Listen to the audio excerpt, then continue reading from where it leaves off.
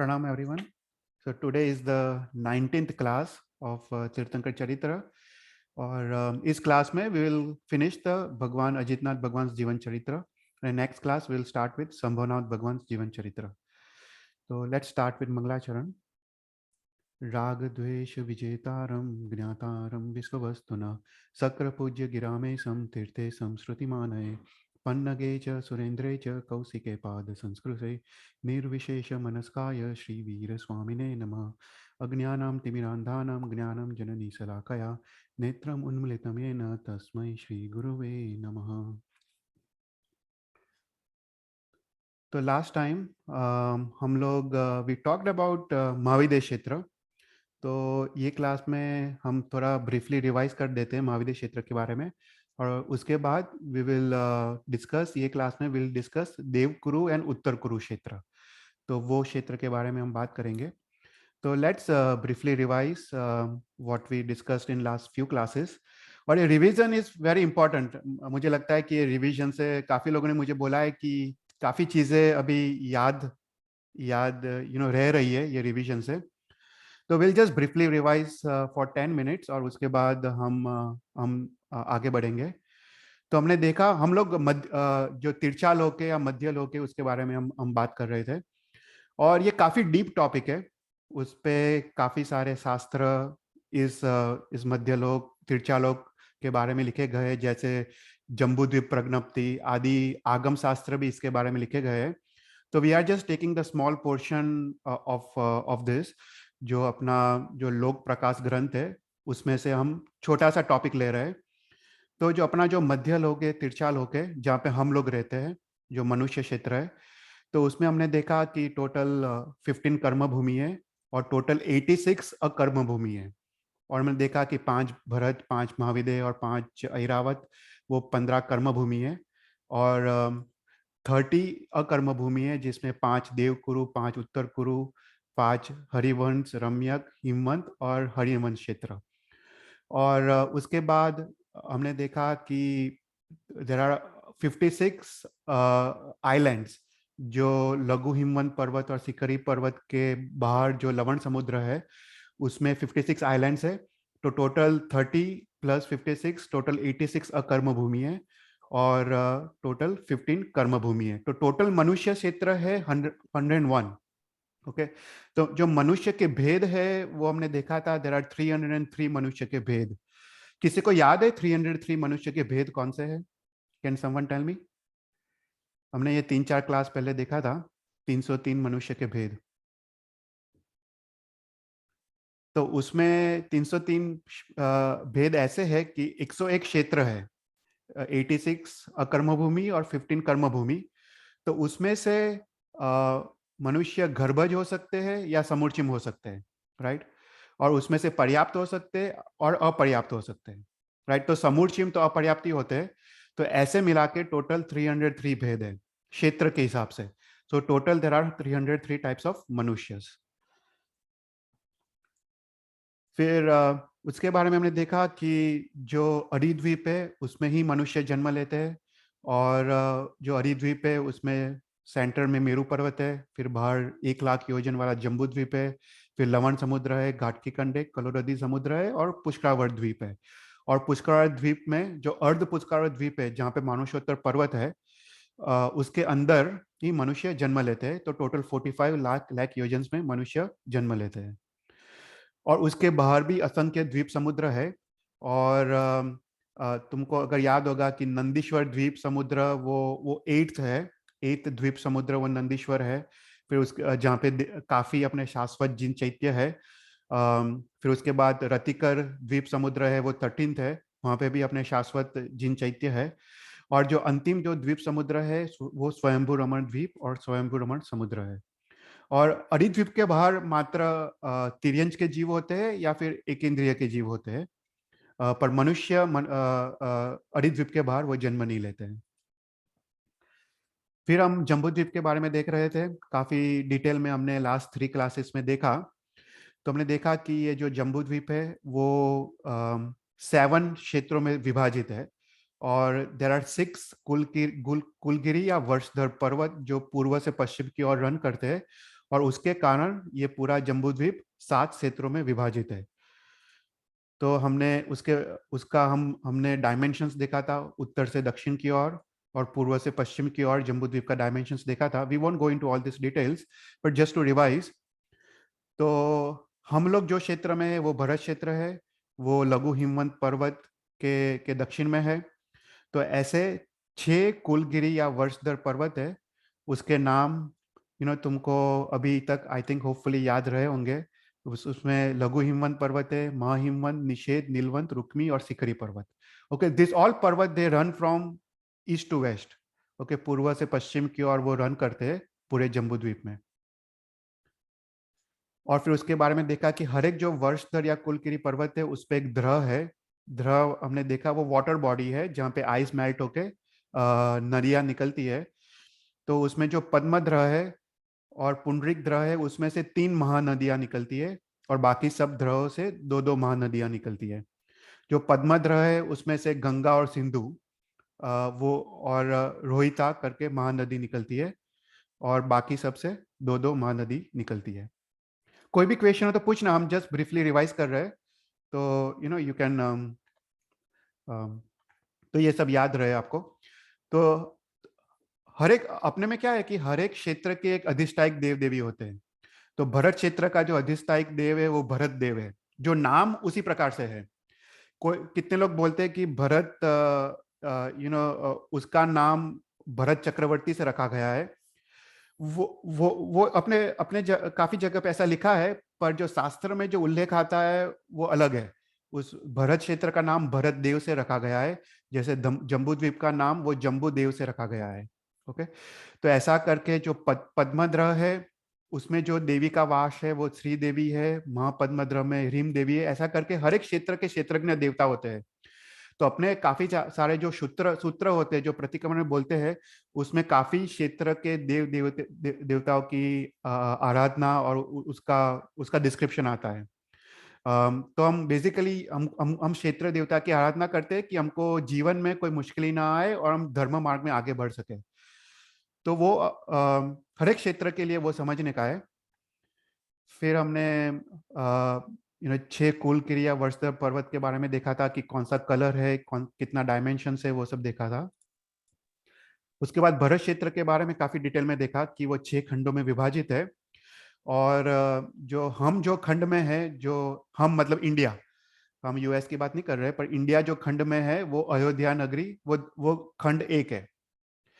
वो शास्त्र में विनीता नगरी का भी नाम आता है, अयोध्या नगरी वो सेम है। और सभी तीर्थंकर परमात्मा, सभी चक्रवर्ती वो अयोध्या नगरी में ही जन्म लेते हैं। वो एक शाश्वती नगरी है और यहाँ पे ही जन्म लेते हैं। और जो पद्मध्र है उसमें से गंगा नदी निकलती है, सिंधु नदी निकलती है। ये सब महानदी है।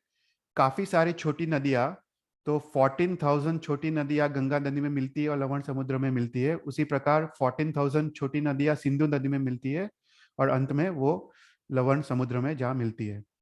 और जो बीच में जो पर्वत है वो दीर्घ वैद्याद्य पर्वत है, जो ये भरत क्षेत्र को उत्तरार्ध भरत क्षेत्र और दक्षिणार्ध भरत क्षेत्र में 2 में विभाजित करता है। और हमने देखा कि ये जो दीर्घ वैद्याद्य पर्वत है उसमें 2 गुफा है, तमिस्त्रा गुफा और खंड प्रतापा गुफा। ये गुफा में दरवाजे हैं जिसमें चक्रवर्ती सेना प्रथम खंड से खंड 4 में जाती है ये गुफा थ्रू। और वो खंड 4 को अंत में जीतती है, बाकी सब खंडों को वो जीत लेती है, पर ये खंड एक बाकी रहता है। तो ये गुफा थ्रू पास होके खंड 4 में जाती है और खंड 4 को जीत के ये जो ऋषभकूट पर्वत है उस पर अपना नाम अंगीकार करती है, करते हैं चक्रवर्ती। जो पुराने चक्रवर्ती का नाम वो मिटा के अपना नाम वो यहाँ पे लिखते हैं। तो ये जो डिस्क्रिप्शन है भरत क्षेत्र, वो सेम डिस्क्रिप्शन महाविद्य क्षेत्र का है। तो इफ यू रिमेंबर भरत क्षेत्र, इजी हो जाएगा महाविद्य क्षेत्र को समझने के लिए, क्योंकि महाविद्य क्षेत्र में भी सेम दीर्घ वैद्याद्य पर्वत है जो महाविद्य क्षेत्र के हर एक विजय को उत्तरार्ध और दक्षिणार्ध विजय में डिवाइड करता है। और महाविद्य क्षेत्र में भी दो नदियां है, तो महाविद्य क्षेत्र भी हर एक विजय उसका 6 खंडों में विभाजित है। और महाविद्य क्षेत्र में भी जो चक्रवर्ती होता है वो गुफा थ्रू पास होके फोर्थ खंड में जाके छह खंड वो जीतता है। तो same description is for Bharat क्षेत्र एंड फॉर महाविदेश क्षेत्र। ओके, फिर हमने देखा कि भरत क्षेत्र में देर आर 32,000 देश है, उसमें से मात्र खंड एक उसमें ही आर्य देश है, और उसमें खंड एक में भी 5,320 देश है, उसमें से सारा 25 देश वो आर्य देश है। तो जैसे इंडिया, इंडिया वो पूरा आर्य देश है, राइट। तो इंडिया में ये सब आ जाता है, मगध देश, अंग देश, कलिंग देश, कौशल देश, ये सब, इफ यू पंचाल देश, दिस आर ऑल अभी भी, you know where it is, right. जैसे कलिंग देश इज ओडिशा, राइट, मतलब अपने में अभी भी यू कैन को रिलेट। तो ओनली 25.5 जो कंट्रीज है वही आर्य भूमि है। जो इंडिया एंड सराउंडिंग, जो नेपाल है, श्रीलंका है, उतना एरिया ही आर्य भूमि है। बाकी पूरा जो भरत क्षेत्र है वो पूरा अनार्य भूमि है। तो तीर्थंकर मात्र अपने अपने इंडिया एंड वही क्षेत्र में जन्म लेते हैं, राइट। तो उसके बाहर, आर्य भूमि के बाहर तीर्थंकर परमात्मा जन्म नहीं लेते। तो ओनली आउट ऑफ 32,000 देश, ओनली 25.5 देश इज आर्य भूमि।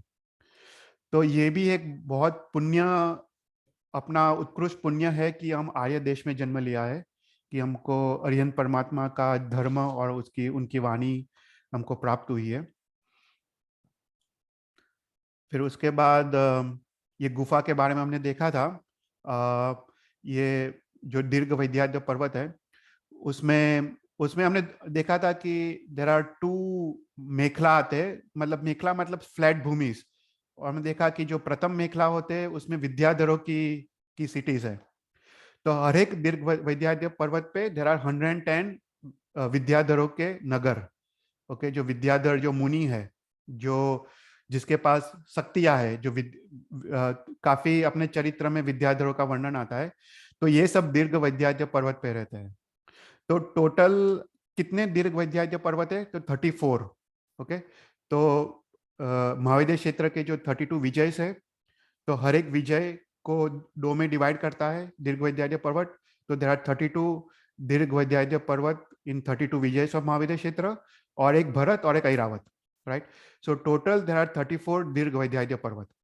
और हर एक दीर्घ वैद्यनाथ पर्वत के प्रथम मेखला, मतलब तुम 10 योजन ऊपर जाओ तो प्रथम मेखला आता है। तो प्रथम मेखला में 110 विद्याधरों की नगर है। सो टोटल 34 टाइम्स 110, तो 3,740 इतने विद्याधरों के नगर है पूरे जम्बू द्वीप में। और दूसरे मेखला में सौधर्मेंद्र इंद्र और ईशान इंद्र के जो अभियोगिक देवता है, जो नौकर चाकर देवता है, वो यहाँ पे रहते हैं सेकंड मेखला में। तो वो एक फैक्ट याद रखना चाहिए, क्योंकि कभी कभी लोग पूछते हैं, राइट, विद्याधर कहाँ पे रहते हैं। तो हमको पता होना चाहिए कि विद्याधर दीर्घ वैद्यनाथ पर्वत पे रहते हैं। फिर उसके बाद हमने देखा था कि चक्रवर्ती सेना कैसे गुफा थ्रू पास होती है, और ये सब उनकी जो 14 महारत्न होते हैं उसमें से एक जो मणि जो रत्न होता है, उससे वो एक प्रकाश फैलता है गुफा में, और वो लेके पूरी सेना वो गुफा थ्रू पास होके खंड 4 को वो जीतती है। फिर लास्ट क्लास में हम इसके बारे में देख रहे थे, महाविद्य क्षेत्र के बारे में। तो पूरे जम्बू द्वीप में जो सबसे बड़ा क्षेत्र है वो महाविद्य क्षेत्र है। उसका जो डायमेंशंस इज ह्यूज। तो कहा जाता है कि हर एक विजय वो भरत क्षेत्र से भी बड़ी है, एवरी विजय। तो यू कैन इमेजिन कि कितना बड़ा महाविद्य क्षेत्र है। तो जो निषेध पर्वत और नीलवंत पर्वत के बीच में जो क्षेत्र है वो महाविद्य क्षेत्र है। अभी निषेध पर्वत में जो द्रह है वो तिगिंची द्रह है। उसमें से जो नदी निकलती है वो सीतोना नदी है। वो मेरू पर्वत के पश्चिम की ओर जाके वो लवण समुद्र में मिलती है। और नीलवंत पर्वत पे जो द्रह है वो उसका नाम है केशरी द्रह।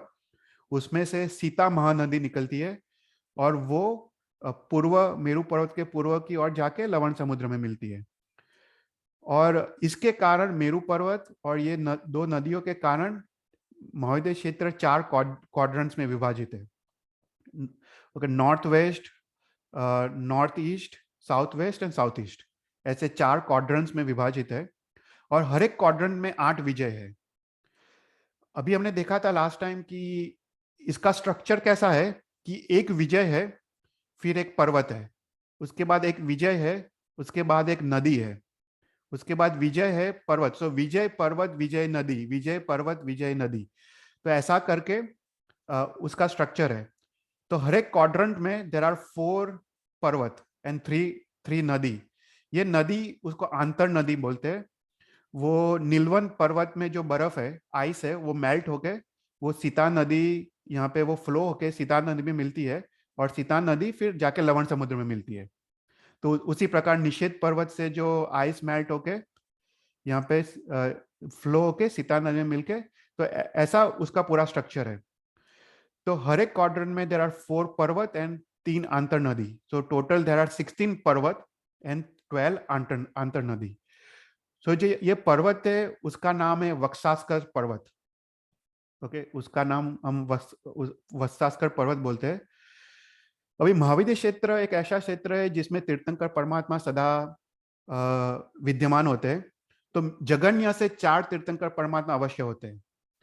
तो अजितनाथ भगवान के समय में ऐसा समय था कि हर एक विजय में तीर्थंकर परमात्मा थे, ऑल द 32 विजयस, और and all the 32 Vijay's of all the 5 Mahavir क्षेत्र, मतलब 160 विजय टोटल, उसमें सभी विजय में तीर्थंकर परमात्मा थे, अजितनाथ भगवान के समय में और शांतिनाथ भगवान के समय में।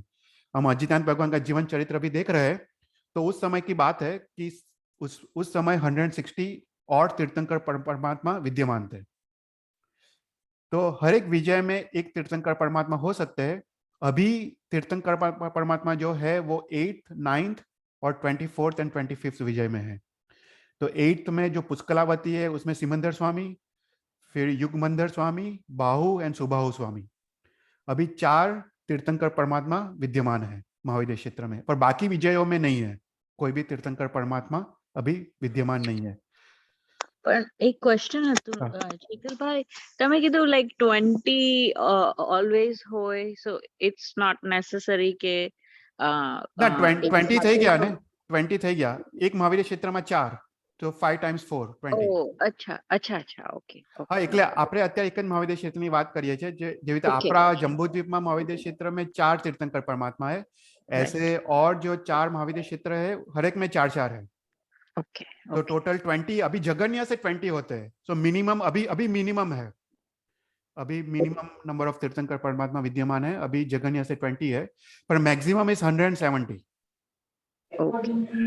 170, उसमें 160 महाविद्य क्षेत्र के और 5 भरत और 5 महाविद्य, 5 भरत और 5 ऐरावत, तो टोटल मिला के 170 हो सकते हैं मैक्सिमम।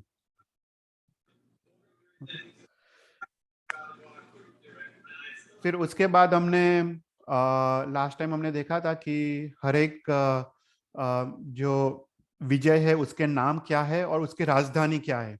जैसे भरत क्षेत्र की राजधानी अयोध्या है, विनीता नगरी, उसी प्रकार कच्छ विजय की क्षेमा नगरी, सुकच्छ विजय की क्षेमपुरी नगरी। तो ऐसा करके सबके नाम शास्त्र में दिए गए हैं, याद रखने की जरूरत नहीं है, पर this is just for your understanding.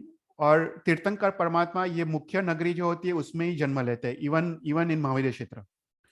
तो जैसे भरत क्षेत्र में अयोध्या नगरी में जन्म लेते हैं, ऐसे कच्छ विजय में वो क्षेमा नगरी में जन्म लेते हैं तीर्थंकर परमात्मा। तो उस प्रकार जो आर्य भूमि है वहां पे भी आर्य भूमि होती है, उसमें भी अनार्य भूमि होती है, और आर्य भूमि में ही वो तीर्थंकर परमात्मा जन्म लेते हैं।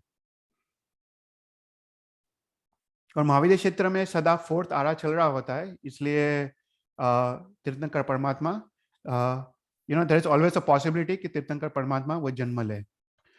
तो यहाँ पे हमने देखा था ये हर एक विजय का हमने क्रॉस सेक्शन देखा था, जो हमने देखा कि भरत क्षेत्र जैसा ही है। तो यहाँ पे जो निषेध पर्वत है उसमें से 2 नदियां निकलती है, जैसे गंगा और सिंधु नदी निकलती थी, ऐसे ही यहाँ पे 2 नदियां निकलती है। बीच में दीर्घ वैद्याद्य पर्वत है, और वो दीर्घ वैद्याद्य पर्वत को भेद करके आइदर सीता नदी या सीतोना नदी में जाके मिलती है, राइट। सो हर एक विजय का एक क्रॉस सेक्शन है, ये बीच में दीर्घ वैद्याद्य पर्वत है, और यहाँ पे से नीलवंत या निषेध पर्वत से नदियां निकलती है, और वो इसको भेद करके फिर वो सीता नदी या सीतोना नदी में जाके मिलती है।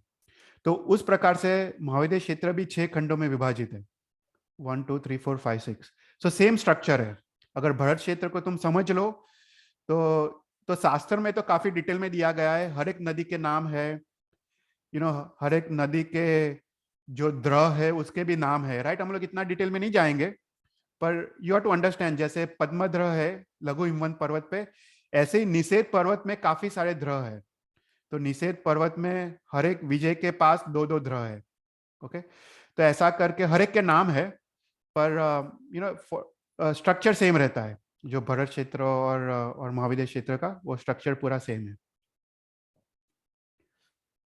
ओके, तो हमने देखा महाविद्य क्षेत्र में जो उत्कृष्ट, जो सदा फोर्थ आ रहा है, जो उत्कृष्ट जो शरीर का जो लंबाई है वो 500 धनुष्य है, और आयुष्य है 1 पूर्व करोड़ वर्ष, राइट। उतना उतना सबका आयुष्य होता है महाविद्य क्षेत्र में। Okay. फिर उसके बाद जो हमने देखा कि जो वत्सास्कर पर्वत है, जो बीच में जो विजय है पर्वत है, विजय आंतर नदी है, जो जो बीच में जो जो जो पर्वत है वत्सास्कर पर्वत, वो टोटल 16 है। उसके नाम दिए गए हैं चित्रकूट, ब्रह्मकूट, नलिनी कूट आदि 16 नाम्स है। और ये नाम इंपॉर्टेंट है क्योंकि जो ये वत्सास्कर पर्वत है वो 500 योजन लंबा है और उसके 4 शिखर है। Okay, there are four peaks. उसमें जो जो नीलवन पर्वत या निषेध पर्वत के पास जो पीक है वो 400 योजन ऊंची है, और जो सीता नदी के पास जो पीक है वो 500 योजन ऊंची है, और ये लंबाई भी 500 योजन से है। पर ये जो पीक से उसके नाम ऐसे है ना कि इजीली याद रहे। जो पहली पीक है वो जो वत्सास्कर पर्वत के पूर्व में जो विजय है तो उसके नाम की पीक है। तो फॉर एग्जाम्पल अगर हम मैप में वापस जाए तो पहला है चित्रकूट, उसके पर्वत वो वत्सास्कर पर्वत का नाम। तो अगर हम मैप में वापस जाए तो ये चित्रकूट पर्वत यहाँ पे है, राइट। तो उसके पूर्व में कच्छ विजय है और पश्चिम में सुकच्छ विजय है। तो अभी याद रखने के लिए अभी इजी है क्योंकि जो फर्स्ट पीक है उसका नाम कच्छ है, कच्छ पीक है। ओके, फिर दूसरा जो जो पीक है उसका नाम है सुकच्छ पीक। फिर थर्ड जो पीक है वो पर्वत का ही नाम है, चित्रकूट पर्वत, तो चित्रकूट पीक। और जो फोर्थ पीक है उसका नाम है सिद्धायतन। सो फोर्थ पीक का नाम सेम रहता है हर एक वत्सास्कर पर्वत में। सो ईच वत्सास्कर पर्वत में 4 पीक्स होती है। पहला जो पीक है उसका नाम, जो विजय पूर्व में जो विजय है उसका नाम। सेकंड पीक का नाम, जो पश्चिम में जो पीक है उसका नाम। थर्ड जो खुद का नाम, जो भी वत्सास्कर पर्वत का खुद का नाम, उसका नाम का शिखर है। और फिफ्थ है सिद्धायतन। अभी जो जो फोर्थ जो पीक है, फोर्थ जो शिखर है सिद्धायतन, उस पे एक शाश्वत जिन चैत्य है। तो हर एक वत्सास्कर पर्वत का फोर्थ जो शिखर है उसका नाम सिद्धायतन है और उस पे एक शाश्वत जिन चैत्य है। तो इसलिए ये थोड़ा बहुत तुम याद रखो तो वो इजी हो जाता है कि कहाँ पे अपने शाश्वत जिन चैत्य है। तो सिद्धायतन पीक शिखर पे अपना एक शाश्वत जिन चैत्य है। तो ऐसे टोटल 16 वत्सास्कर पर्वत है और 16 सिद्धायतन नाम की शिखर है और 16 शाश्वत जिन चैत्य है हर एक शिखर पर। ओके, तो अभी हम यहाँ तक हमने लास्ट टाइम देखा था। अभी वी विल मूव फॉरवर्ड। अभी हम देवकुरु और उत्तर कुरु क्षेत्र के बारे में देखते हैं। तो अभी देवकुरु उत्तर कुरु क्षेत्र वो एक युगलिक काल है, उसमें प्रथम आरा चल रहा होता है। ओके, युगलिक का प्रथम आरा वो उत्तर कुरु और देवकुरु क्षेत्र में है। तो जो नीलवन पर्वत है और नीलवन पर्वत और मेरू पर्वत के बीच में जो क्षेत्र है वो उत्तर कुरु क्षेत्र में बोलते हैं। मेरू के उत्तर में जो क्षेत्र है वो उत्तर कुरु क्षेत्र है, और मेरू के जो दक्षिण में जो क्षेत्र है वो देवकुरु क्षेत्र है। तो यहाँ पे देर आर 4 गंधदंत पर्वत है। गंधदंत मतलब हाथी के आकार वाले पर्वत। तो यहाँ पे जो 4 पर्वत है वो एक गंधमादन पर्वत है, माल्यवंत पर्वत है, विद्युत प्रभ पर्वत है और सोमनस पर्वत है। तो जो गंधमादन पर्वत और माल्यवंत पर्वत और नीलवंत पर्वत के बीच में जो क्षेत्र है वो उत्तर कुरु क्षेत्र है। तो ये 3 पर्वतों के जो बीच में जो क्षेत्र है वो उत्तर कुरु क्षेत्र है। और दक्षिण में विद्युत प्रभ, सोमनस और निषेध पर्वत, इन 3 पर्वतों के बीच में जो क्षेत्र है वो देवकुरु क्षेत्र है। ओके, हमने ना जग चिंतामणि क्लास में थोड़ा देखा था कि सबसे ज्यादा शाश्वत जिन चैत्य देवकुरु उत्तर कुरु क्षेत्र में है। देयर आर 456 शाश्वत जिन चैत्य मात्र देवकुरु और उत्तर कुरु क्षेत्र में है। तो सबसे ज्यादा पूरे जम्बू द्वीप में सबसे ज्यादा जो शाश्वत जिन चैत्य है वो इस क्षेत्र में, इवन मोर देन महाविदे। महाविदे में 124 शाश्वत जिन चैत्य है, पर देवकुरु और उत्तर कुरु में 456 शाश्वत जिन चैत्य है। हम लोग उसके बारे में डिस्कस नहीं करेंगे, पर यू कैन वो वापस वो क्लास तुम देख सकते हो। तो उसमें मैंने काफी फास्ट मोड में एक्सप्लेन किया था कि कहाँ कहाँ शाश्वत जिन चैत्य है। अभी हम ये क्षेत्र को थोड़ा डिटेल में देखेंगे, तो you can go back to that class, तो तुमको अच्छी तरह समझ आए कि वो शाश्वत जिन चैत्य कहाँ पे है। तो अभी अगर इफ यू स्टार्ट फ्रॉम नीलवंत पर्वत, ओके, जो अपना जो कुलगिरी पर्वत है, उससे हम स्टार्ट करते हैं। उससे इफ यू गो 834 योजन्स डाउन, तो ये बीच में जो है ना वो सीता नदी है। बीच में जो नदी, जो नीलवंत पर्वत पे जो द्रह है वो केसरी द्रह है। केसरी द्रह से जो नदी जो निकलती है वो सीता नदी है, और सीता नदी मेरू पर्वत के पूर्व की ओर जाके लवण समुद्र में मिलती है। तो इफ यू गो 834 योजन्स फ्रॉम नीलवंत पर्वत, तो दो पर्वत आते हैं सीता नदी के पूर्व और पश्चिम की ओर। उस पर्वत का नाम है यमक एंड समक पर्वत। ओके, यमक पर्वत और समक पर्वत वो सीता नदी के पूर्व और पश्चिम की ओर आते हैं। तो ये यमक और समक पर्वत, उसके जो अधिष्ठायक देव है उनका नाम भी यमक देव है और समक देव है। तो नाम उसी प्रकार से पड़े हैं। ओके, तो यमक, उसके अधिष्ठायक देव का नाम यमक देव और समक देव। अभी ये जो दो पर्वत है वो दे आर 1000 योजन ऊंचाई। उसकी ऊंचाई 1000 योजन ऊंची है। उसका जो बेस का डायमीटर है वो भी 1000 योजन है, पर जो ऊपर का जो डायमीटर है वो 500 योजन है। मतलब इट्स लाइक अ कप। अगर तुम एक कप ले लो, कप को तुम उल्टा रख दो, तो height is 1000 yojans, diameter at the base is 1000 yojans, and diameter at top is 500 yojans. तो ऐसा उसका आकार है यमक और समक पर्वत का। ओके, तो यमक और समक पर्वत के तुम 834 योजन्स नीचे जाओ तो द्रह आता है। द्रह मतलब एक वाटर बॉडी। तो एक द्रह आता है, फिर वापस 834 योजन्स नीचे जाओ तो दूसरा द्रह आता है, वापस 834 योजन्स जाओ थर्ड द्रह आता है, वापस 834 योजन्स जाओ फोर्थ द्रह आता है, वापस 834 योजन्स जाओ फिफ्थ द्रह आता है, और उसके बाद 834 योजन्स जाओ तो मेरू पर्वत आता है। तो 834 योजन्स वो कांस्टेंट डिस्टेंस है। तो नीलवंत पर्वत से 834 योजन्स में यमक शमक पर्वत, वापस 834 योजन्स में फर्स्ट द्रह, वापस 834 योजन्स में सेकंड द्रह, ऐसा करके फिफ्थ द्रह तक, और फिफ्थ द्रह से 834 योजन्स जाओ तो मेरू पर्वत। ओके, तो उसी प्रकार दक्षिण से तुम निषेध पर्वत से 834 योजन्स जाओ, जो चित्र और विचित्र पर्वत आते हैं। यहाँ के जो यधिष्ठायक देव है वो भी चित्र देव और विचित्र देव, ऐसा उनका नाम है। और वो भी सेम डायमेंशन है। 1000 योजन्स वो ऊंचा है, 1000 योजन्स उसका बेस का डायमीटर है, और 500 योजन्स उसका टॉप का डायमीटर है। ओके, उसके बाद यहाँ पे भी 5 द्रह आते हैं, और उसके बाद मेरू पर्वत आता है। अभी जो ये द्रह है, एवरी द्रह वो उत्तर से दक्षिण की ओर वो 1000 योजन है, और पूर्व के पश्चिम की ओर 500 योजन है, ऑल द द्रह। ओके, अभी ये जो द्रह है, द्रह के पूर्व और पश्चिम की ओर 10 योजन छोड़ के 10 पर्वत आते हैं। उसका नाम है कंचनगिरी पर्वत। ओके, ये द्रह, हर एक द्रह के पूर्व और पश्चिम की ओर, तो ये फिफ्थ द्रह है, उसके पूर्व की ओर 10 कंचनगिरी पर्वत, पश्चिम की ओर 10 कंचनगिरी पर्वत। उसके बाद ये फोर्थ द्रह के पूर्व की ओर 10 कंचनगिरी पर्वत, पश्चिम की ओर 10 कंचनगिरी पर्वत। सो ऐसे टोटल उत्तर कुरु क्षेत्र में यहाँ पे 50 कंचनगिरी पर्वत, पूर्व में, पश्चिम में अनदर 50 कंचनगिरी पर्वत। सो ऐसे टोटल 100 कंचनगिरी पर्वत वो उत्तर कुरु क्षेत्र में है।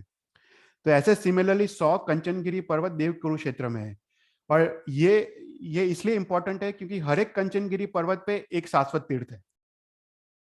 तो हर एक ये यमक शमक पर्वत पे एक शाश्वत तीर्थ है, ये गंधमादन पर्वत और माल्यवंत पर्वत पे एक एक शाश्वत तीर्थ है, हर एक ध्रुव पे एक एक शाश्वत तीर्थ है और हर एक कंचनगिरी पर्वत पे एक शाश्वत तीर्थ है। तो इतने सारे शाश्वत तीर्थ वो देवकुरु और उत्तर कुरुक्षेत्र में है। तो आगे उसका फोटो दिया है। तो यहाँ पे एक ध्रुव है, तो ये नीलवन पर्वत है, उसके बाद ये समक, यमक और समक पर्वत है, और उसके बाद पूर्व में 10 कंचनगिरी पर्वत और पश्चिम में 10 कंचनगिरी पर्वत। ओके, ये 10 योजन दूर है सीता नदी से, ये बीच में सीता नदी है, तो यहाँ से 10 योजन की दूर में है। और हर एक कंचनगिरी पर्वत का जो अधिष्ठायक देव है उसका नाम है कंचन देव। और ये जो पर्वत है वो सुवर्णमय है, मतलब they are yellow coloured and सुवर्णमय, इसलिए उसका देव का नाम भी कंचन देव है। कंचन मतलब सुवर्ण, उसी प्रकार से वो देव का नाम भी रखा गया है, वो पर्वत के कलर के हिसाब से। ओके,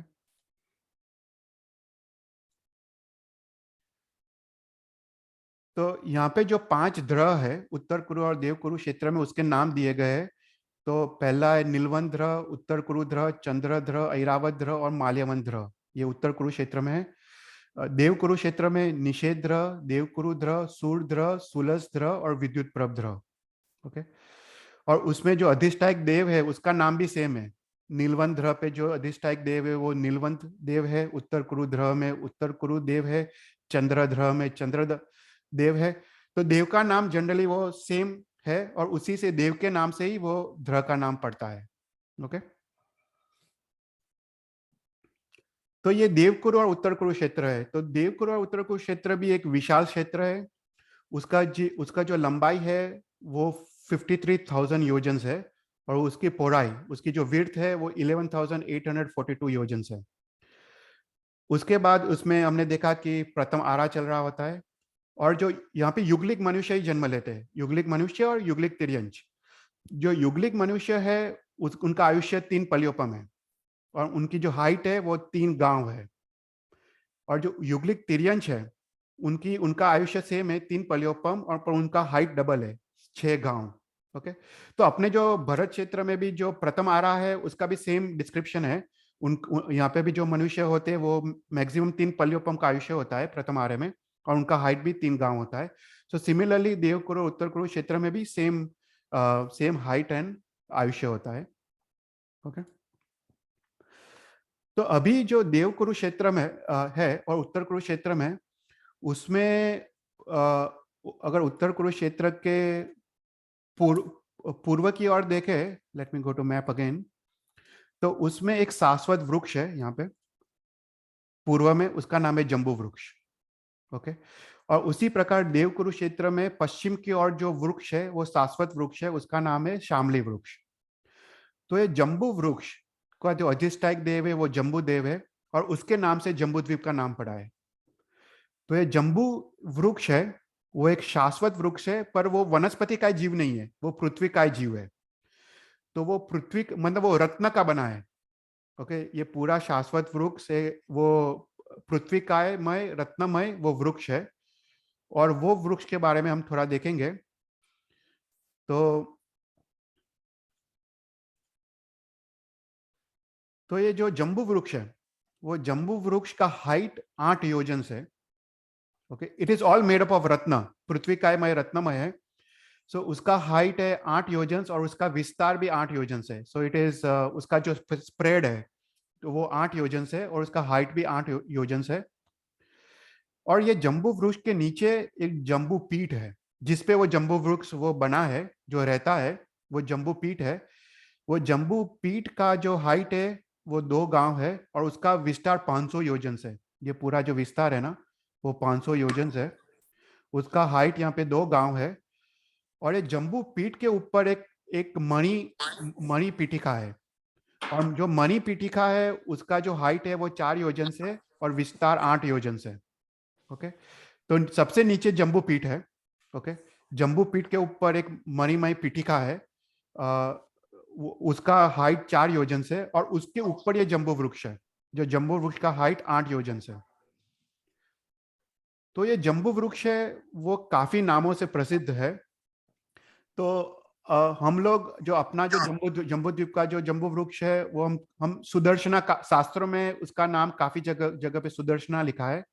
तो सुदर्शना वृक्ष, उसके बाद अमोधा, सुप्रबधा, यशोधरा, भद्रा, विशाला, सुजाता, सुमना, ऐसा करके 12 नाम शास्त्र में दिए गए जम्बू वृक्ष है। ओके, अभी जो जम्बू वृक्ष है वो उसका जो जो रूट्स है, जो जमीन के अंदर जो रूट्स जाते हैं, वो उसके मूल्य रूट्स वो वज्र रत्नमय है। फिर उसके बाद जो मेन जो थर्ड है, मतलब जो जो मेन जो ट्री का जो थर्ड है, जो जमीन के अंदर जाता है, वो अरिष्ट रत्नमय है। अरिष्ट मतलब ब्लैक कलर का रत्नमय। फिर जो जमीन के बाहर जो उसका जो मेन जो ब्रांच आता है, जो थर्ड, वो नीले कलर का वैद्युतीय रत्नमय है। और उसके बाद जो मेन ब्रांच है, उससे 4 दिशा में 4 ब्रांचेस जाते हैं। Okay, so there are 4 branches. वो पीला मतलब येलो सुवर्णमय रत्नमय है वो। ओके, तो अभी जो जो सेंटर का जो थर्ड है, और सेंटर के थर्ड का उसके ऊपर एक शाश्वत जिन चैत्य है। ओके, जो सेंटर का जो थर्ड हमने देखा, वो उस पे एक शाश्वत जिन चैत्य है। और 4 दिशा में जो 4 ब्रांचेस है, उसमें जम्बू जम्बू देव के आवास है। ओके, जो 4 ब्रांचेस में 4 भवन है, वो जम्बू देव वहां पे रहते हैं। जो जम्बू देव के घर वहां पे है। ओके, 4 ब्रांचेस पे। ये सब बहुत विशाल है, राइट? मतलब if you consider, so this are extremely big. फिर उसके बाद बोलते हैं कि जो जो पत्ते हैं, जो लीव्स है, वो भी नीले कलर के, मतलब ग्रीन कलर के वैद्युतीय रत्नमय है। उसके बाद जो नए अंकुर है, वो राता रत्नमय है।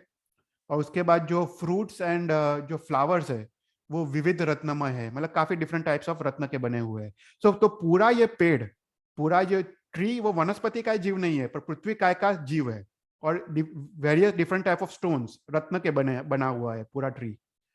ओके, और उसका विस्तार हमने देखा, इट्स 8 योजन्स हाइट एंड 8 योजन्स उसका उसका स्प्रेड। ओके, तो उसके बाद जो सेंटर में जो जम्बू वृक्ष है, उसके आसपास देर आर तीन तीन वन है। वन मतलब फॉरेस्ट। ओके, 3 वन है। उसमें जो सबसे अंदर का जो वन है, उसमें 108 छोटे जम्बू वृक्ष है। 108 स्मॉल जम्बू वृक्ष। ओके, तो जो सेंटर में जो जम्बू वृक्ष है, जो बड़ा जम्बू वृक्ष है, उसमें एक शाश्वत जिन चैत्य है। और उसके बाद जो 108 छोटे जम्बू वृक्ष है, उसमें भी एक शाश्वत जिन चैत्य है। ओके, तो इतने सारे शाश्वत जिन चैत्य ये उत्तर कुरुक्षेत्र में है। ओके, द रीजन उत्तर कुरुक्षेत्र में इतने सारे शाश्वत जिन चैत्य है, क्योंकि ये सब लैंड, सब ये सब चीजें के ऊपर शाश्वत जिन चैत्य है बेसिकली। तो एक शाश्वत जिन चैत्य यहाँ पे जम्बू वृक्ष पे है, और उसके सराउंडिंग देर आर 108 छोटे जम्बू वृक्ष, उसमें शाश्वत जिन चैत्य है। तो जैसे सेंटर का जो जम्बू वृक्ष है, उसमें जम्बू देव के आवास है। जो 108 जो छोटे जम्बू वृक्ष है, उसमें ये जो जम्बू देव है, वो अपना आभूषण रखते हैं। ओके, अपने जो आभूषण है जो पहनते हैं, ये देव देव काफी शौकीन देव होते हैं। दे रियली लाइक दिस रत्न, इसलिए वो रत्न पे रहते हैं, राइट? तो वो जो भी अपने आभूषण है, जो नेकलेसेस है, मुगट है, सब कुछ, ये सब 108 जम्बू वृक्ष पे वो लोग रखते हैं। ओके, फिर उसके बाद जो सेकंड वन है, ये प्रथम वन है। उसके बाद जो सेकंड वन है, उसमें देखता हूँ 34,000 ट्रीज है। वो नॉर्मल ट्रीज है, वो मतलब वनस्पति काय के वो ट्रीज है। So there are 34,011 trees in second one. और उसके बाद जो थर्ड वन है, उसमें 16,000 ट्रीज है। આમાં તો ના લખીશ. तो आज 34,011 जो ट्रीज है, वो जम्बू देव के जो आत्मरक्षक देवता है, उनके उनके अधिष्ठाई के ये ट्रीज है। तो उनका जो टोटल जो जो अंगरक्षक देवता, अंगरक्षक मतलब उनकी आर्मी। तो जम्बू देव के जो अंगरक्षक देवता है, देयर आर क्लोज टू 60,000 अंगरक्षक देवता। तो उसमें 34,000 जो सेकंड वन में जो ट्रीज है, वो वहां पे रहते हैं। और जो थर्ड जो वन है, उसमें 16,000 ट्रीज है। वो बाकी के अंगरक्षक देवता वहां पे रहते हैं। मतलब they protect this Jambu Jambu ये जम्बू वृक्ष। ओके, तो ऐसा उसका पूरा स्ट्रक्चर है। उसके बाद हाँ शेखर भाई, एक क्वेश्चन है तो इज देयर अ मेंशन के the use for this tree jambu roots, is there any use के importance for this tree કે નહીં ખાલી રહે છે નહીં ઈ? ઇમ્પોર્ટન્સ એટલું જ છે કે શાશ્વત જીન ચૈત્ય છે એ વૃક્ષ Okay. પર અને अच्छा. ઓનલી યુનિક થિંગ ઇઝ कि वो वनस्पति का जीव नहीं है, पृथ्वी का जीव है, तो it is very unique. So like how is it's like એટલે जो हमारा जो वृक्ष होता है वो हम like it grows, right? It grows. Yeah, this does not हम grow. पानी देते हैं या हाँ. ऐसे it's just formed just like that from पृथ्वी का. या फ्रॉम पृथ्वी का है. जैसे अपने अपने ना जैसे शाश्वत जिन चैत्य है, राइट? तो शाश्वत जिन चैत्य हमने जग चिंतामणि क्लास में देखा था कि हर एक जो शाश्वत जिन चैत्य में जो शाश्वत जिन प्रतिमा है और हर एक जो शाश्वत जिन प्रतिमा है वो भी काफी रत्नों की बनी है, राइट? जैसे वो भगवान का जो मूल शरीर है वो सुवर्ण का बना है, पर उनके आंख वो अरिष्ट रत्न के बने हैं, उनके बाल अरिष्ट रत्न के बने हैं, उनके जो होठ है वो लाल कलर के वो सुवर्ण रत्नमय है. तो ऐसे अलग अलग रत्न के बने हैं. तो ये जो रत्न के बनी हुई जो प्रतिमा होती है वो उसका कोई टाइम होता नहीं है, वो शाश्वती होती है, because it can stay for infinite years. तो उसका नहीं कोई स्टार्टिंग पॉइंट है नहीं कोई एंडिंग पॉइंट है. तो ऐसे ही ये जो जम्बू वृक्ष है वो शाश्वत वृक्ष है. उसको किसी ने बनाया नहीं है, वो पहले भी था और अनंत काल के बाद भी वो रहने वाला है. तो इसके ऊपर देवताओं ने एक शाश्वत जिन चैत्य बनाया है हर एक जम्बू वृक्ष के ऊपर. पर ये पूरा रत्न का बना है, राइट? रत्न बेसिकली वो पृथ्वी का जीवी है रत्न, राइट? Thank you Chaitra. पर डायमेंशन सेम रहते हैं. डायमेंशन उसका कोई भी काल में उसका डायमेंशन सेम रहते हैं. फिर उसके बाद जो ये जम्बू वृक्ष है, जम्बू वृक्ष के नीचे जो जम्बू पीठ है, जम्बू पीठ के 50 योजन तुम दूर जाओ तो 4 दिशा में 4 भवन आते हैं. तो ये जम्बू देव के भवन है, वापस जम्बू देव के भवन है. और 4 वी दिशा में 4 प्रसाद आते हैं. ये सौधर्मेंद्र इंद्र और ईशान इंद्र के प्रसाद है यहाँ पे. तो सौधर्मेंद्र इंद्र जब यहाँ पे आते हैं तब वो यहाँ पे रहते हैं. तो सौधर्मेंद्र इंद्र और ईशान इंद्र के प्रसाद है. और हर एक भवन और हर एक प्रसाद के बीच में एक पर्वत है, उसका नाम जीनकूट है, चित्रकूट है, काफी सारे नाम उसके है. पर हर एक भवन और प्रसाद के बीच एक जीनकूट है, एक पर्वत है, और हर एक पर्वत पे एक शाश्वत जिन चैत्य है वापस. ओके, सो देयर आर 8 पर्वत. हर एक भवन और प्रसाद के बीच एक पर्वत है. सो टोटल देयर आर 8 पर्वत और हर एक पर्वत के ऊपर शाश्वत जिन चैत्य है. एक बार ना मतलब after this class it's better to go and watch the last class of Jagchintamani class. तो उसमें ना तुमको पूरे काउंट्स तुमको पता चलेंगे कि कहाँ पे एक शाश्वत जिन चैत्य है. तो अभी you will be able to correlate much better. Okay, હજી એક ક્વેશ્ચન હતું કે જે યુગલિક ને જે હોય they live there as well. જે તમે ઓલું the other picture આના પેલાનું. या So they युगलिक live there as युगलिक well? ये यहाँ पे रहते हैं. जो देव कुरुक्षेत्र है ना, जो ये गंधमादन वो ये भूमि पे रहते हैं. Okay, यहाँ so पे that is separate. The या जम्बू જે છે हाँ ઈ separate છે. या जम्बू वृक्ष सेपरेट. जम्बू वृक्ष पूरा देवताओं का आवास है. Okay. या जम्बू वृक्ष पूरा देवताओं का आवास है. पर ये जो उत्तर कुरुक्षेत्र है और देव कुरुक्षेत्र है और बीच में मेरू पर्वत है, राइट? अभी जो देवकुरु और उत्तर कुरुक्षेत्र के तुम बाहर जाओ तो एक वन आता है, उसका नाम है भद्रासल वन. ये बहुत फेमस वन है. ये हम नेक्स्ट क्लास में we are going to talk about Meru पर्वत. ओके, तो मेरू पर्वत के डिस्क्रिप्शन में ये भद्रासल वन का डिस्क्रिप्शन आता है. तो आउटसाइड दिस देवकुरु उत्तर कुरुक्षेत्र एक पूरा वन है, एक विशाल वन है, विशाल फॉरेस्ट. ये फॉरेस्ट उसका जो उत्तर से दक्षिण का जो डायमेंशन है मैक्सिमम ये 250 योजन है, और पूर्व के पश्चिम की ओर जो डायमेंशन है वो 22,000 योजन है. तो इतना बड़ा ये फॉरेस्ट है. Okay, 250 yojans by 22,000 yojans. तो यहाँ पे भी 250 योजन्स बाय 22,000 योजन्स. सो टोटल अगर ले पूर्व से पश्चिम की ओर इट्स 44,000 योजन्स, ये भद्रासल वन का डायमेंशंस. तो इतना बड़ा वो वन है. और भद्रासल वन जब फिनिश होता है वहां से महाविद्य क्षेत्र शुरू होता है. तो भद्राचल वन यहाँ पे एंड होता है। अगर मैं वापस में मैप पे जाऊँ तो let me go back to महाविद्यालय क्षेत्र का मैप।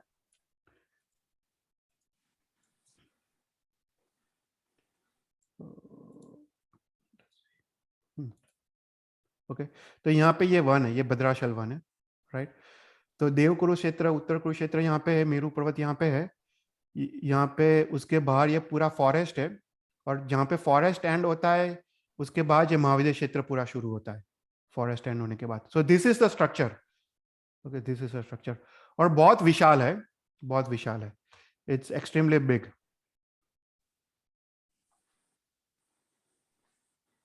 मतलब बोलते हैं शास्त्र में कि एक विजय से दूसरे विजय में जनरली जा नहीं सकते, इतना इतना बड़ा है, राइट। क्योंकि चक्रवर्ती एक विजय में पैदा होता है, पर he can not go to the second विजय because it's so far away and it's extremely big, right. तो ये था उत्तर कुरु और देव कुरु क्षेत्र का डिस्क्रिप्शन। सो नेक्स्ट क्लास में विल टॉक अबाउट मेरू पर्वत। मेरू पर्वत बहुत इंटरेस्टिंग है, तो हम मेरू पर्वत का पूरा डिस्क्रिप्शन देखेंगे। उसमें 3 वन है, पांडुक वन आदि, तो उसका भी डिस्क्रिप्शन देखेंगे। तो अभी हम will go forward with Ajitnath भगवान जीवन चरित्र। तो this is the last class for Ajitnath भगवान जीवन चरित्र। तो I don't know how much you remembered उनका जीवन चरित्र, पर